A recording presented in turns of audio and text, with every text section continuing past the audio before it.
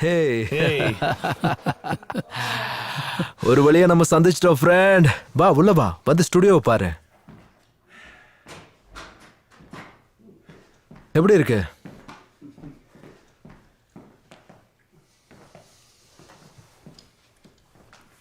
இவங்க யாருன்னு எனக்கு அறிமுகப்படுத்த மாட்டியா? ஓ சாரி, இவ என்னோட மனைவி கிறிஸ்டியனா தாமஸ். என்ன டாமனே கூப்பிடலாம். எல்லாரும் என்ன அப்படிதான் கூப்பிடுவாங்க. அப்படியா? உங்களை பார்த்ததுல சந்தோஷம். வா வந்து பாரு.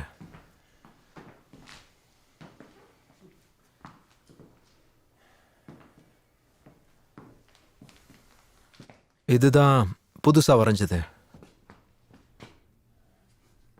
இன்ட்ரெஸ்டிங். இது நல்லா இருக்குல்ல கிறிஸ்டினா? எஸ்.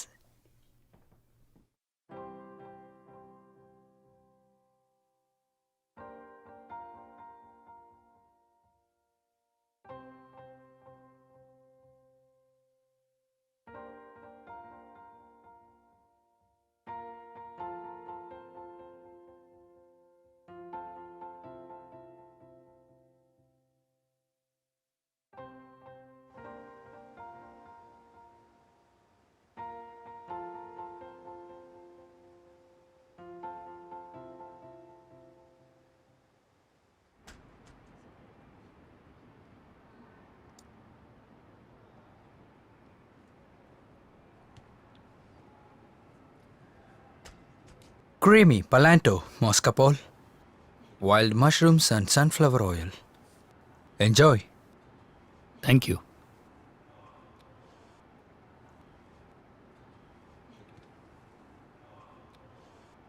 ஸ்காட்யார்டுக்கு வெளியில எதுவுமே சிம்பிளா இருக்காது. ஒவ்வொருத்தரும் ஒவ்வொரு விதமா இருப்பாங்க. யாரையும் புரிஞ்சுக்க முடியாது. நான் உங்ககிட்ட ஒரு 2 விஷயத்த சொல்லியே ஆகணும்.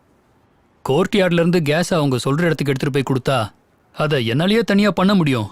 ஆனா முக்கியமான ஆட்களை நான் ஒருத்த மட்டுமே தனியா பார்க்கணுன்றது ரொம்பவே கஷ்டமான ஒரு விஷயம். அப்புறம் இந்த டின்னர் எனக்கு ரொம்ப பிடிச்சிருக்கு. சில டிஷ்ஷஸ் ரொம்ப நல்லா இருக்கு. யாராலையுமே அவ்வளோ சீக்கிரமா பார்க்க முடியாத ஒருத்தரை நம்ம 2 பேரும் பார்க்க போறோம். வறுக்கிறோம், கொறிக்கிறோம், ஏப்பம் விடுறோம். Oh my God. என்னையும் சேர்த்து சொல்றீங்களா? ஆமா, அது உண்மைதானே. எனக்காக அதை பண்ண மாட்டீங்க? இல்ல, நான் அதை பத்தி யோசிக்கிறேன். நாங்க உங்களுக்கு அப்படிதான் தெரியுறோமா? வேற அபிப்பிராயம் வரல? நீ கேட்கறதுனால தான் நான் சொல்றேன். சில சமயங்கள்ல உன் கூட சேர்ந்து இருக்கணும்னு தோணும். என்னோட இந்த டீலுக்கு நீங்க ஒத்துக்கிறேன்னு சொன்னீங்கன்னா நான் பொறுமையா இங்க உக்காந்து ஒரு ஃபிஷ்ஷை ட்ரை பண்ணுவேன். ஏன்னா அந்த மீன் உயிரோட இருந்து அதை ஃப்ரெஷ்ஷாக சமைச்சாதான் அதோட சுவை. அது ஒரு பெரிய ஈல் ஃபிஷ். அதை ஒருத்தர் என் கண்ணு முன்னாடியே வெட்டிக்கிட்டு இருந்தாரு. அந்த மீனை வெட்டுறதுல அவர் ரொம்ப ஆர்வமா இருந்தாரு. அப்ப ரத்தம் சிதறி என் சட்டை ஃபுல்லா ஆயிடுச்சு. அப்ப அதை பார்த்து எல்லாரும் சிரிச்சாங்க. ஆனா அதை பெருசா நான் எடுத்துக்கல. அவர் ரொம்ப அழகா அதோட லிவரை கத்தியாலேயே எடுத்தாரு. ரொம்ப அழகா அதை சாப்பிடுறதுக்கு ஏத்த மாதிரி துண்டு போட்டு கொடுத்தாரு. எல்லாரும் ஸ்தம்பிச்சு போயிட்டாங்க. ஏன்னா என் சட்டை ஃபுல்லா அவ்வளோ ரத்தம் இருந்தது. எனக்கு இந்த ஈல் ஃபிஷ்ஷை சாப்பிட்றதுல ஒரு சின்ன பிரச்சனை இருக்கு. நான் நிச்சயமா அதை ட்ரை பண்றேன். ஆனா சொன்ன வார்த்தையை காப்பாத்துவானு எனக்கு தெரியல. பேச வேண்டியதெல்லாம் பேசி முடிச்சாச்சா? நீ என்ன பேசுற? உனக்கு ஒரு வாய்ப்பு கிடைக்கும் போது நீயும் கண்டிப்பா பேசு. எனக்கு தெரியும், இந்த வேலை முடியறதுக்கு எனக்கு இன்னும் கொஞ்ச நாள் தேவை. அதான் விஷயம். டாம், நீங்க ரெடி பண்ண இந்த டின்னர் ரொம்ப அருமையா இருக்கு. ரொம்ப நன்றி.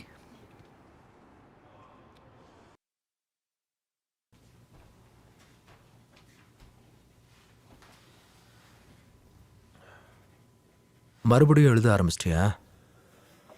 ஆமா.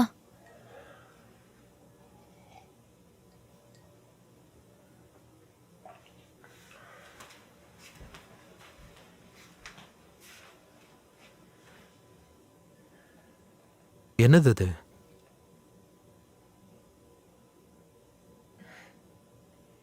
தேவையானதை எழுதி வைக்கிறேன்.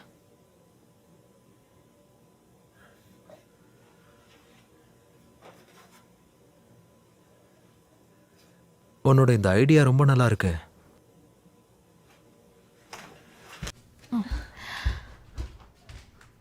நீ என்ன பண்ணிட்டு இருக்க ஸ்டீவன்? ஸ்டீவன்,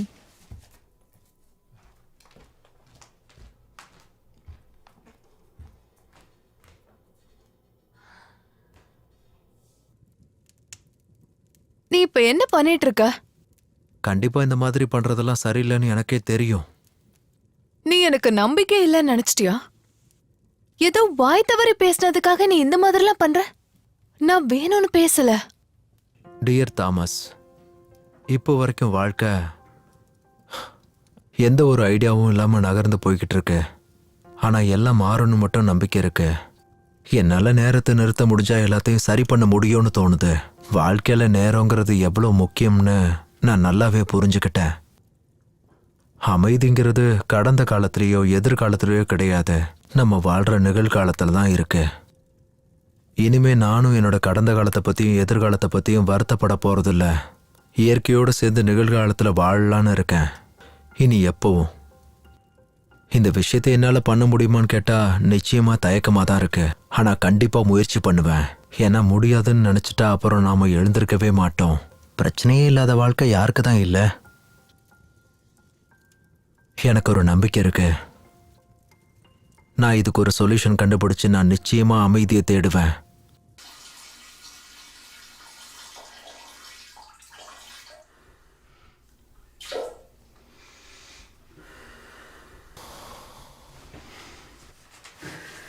ஸ்டீவன், நீ இப்ப ரெடி ஆயிட்டியா?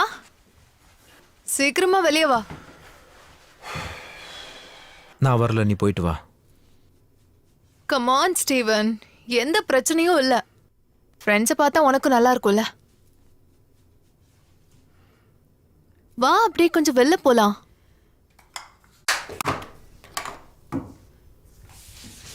கம் ஆன், சீக்கிரம் ரெடி ஆகு.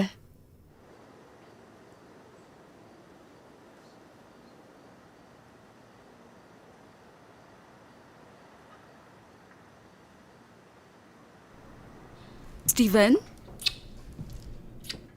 அப்போ நீங்க தான் அந்த கிறிஸ்டினாவா? நான் விக்டர். உங்களை பார்த்தது என் பாக்கியம்னு நினைக்கிறேன்.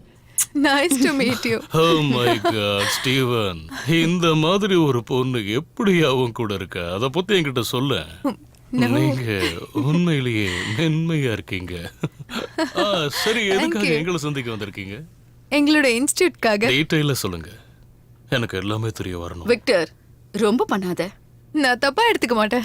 ரெண்டு பேருக்குள்ளேயும் எப்படி இப்படி ஒத்து போகல? நான் என்ன புரிஞ்சுக்கிட்டேன்னா, அப்போ அவன் கூட நீ லிவிங் டுகெதர்ல இருக்கியா? அப்படியா? நீங்க சொல்றது புதுசா இருக்கு.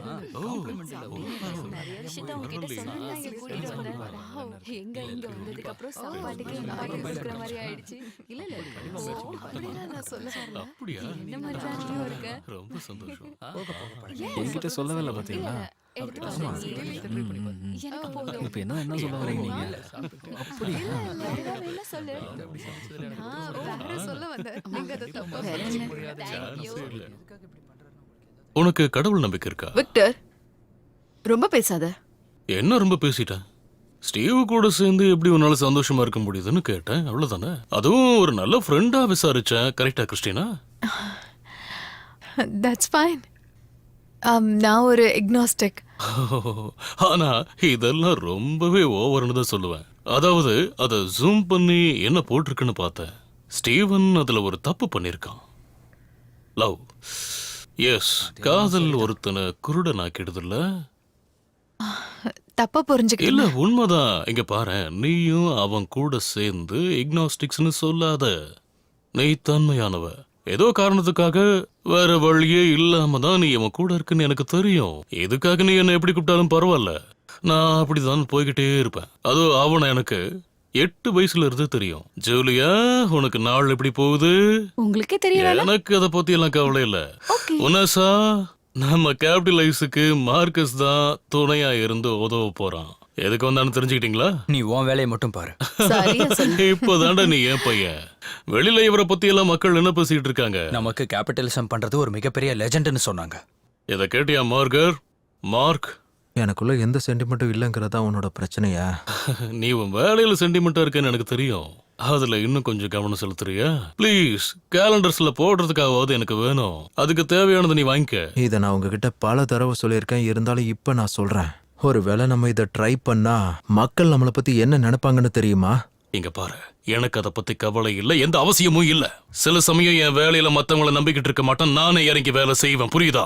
என்னோட சாம்ராஜ்யத்துல நான் சந்தோஷமா இருக்கணும்னு நினைக்கிறேன். அப்புறம் நீ வரைகிற பெயிண்டிங்க வாங்குறதுக்கான ஆளை கண்டுபிடிச்சு முடிஞ்சா அதை நீ வித்து காட்டுறேன், வித்து காட்டுறேன், எல்லாத்தையும் வித்து காட்டுறேன்.